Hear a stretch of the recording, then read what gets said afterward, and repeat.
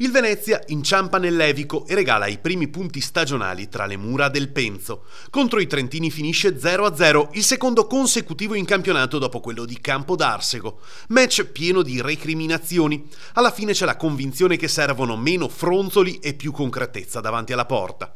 Nel primo tempo Fabiano scheggia il palo con un gran destro al 10°. Il Venezia crea gioco e in più di un'occasione invade l'area di Zormer, senza però riuscire ad impensierire realmente l'estremo difensore.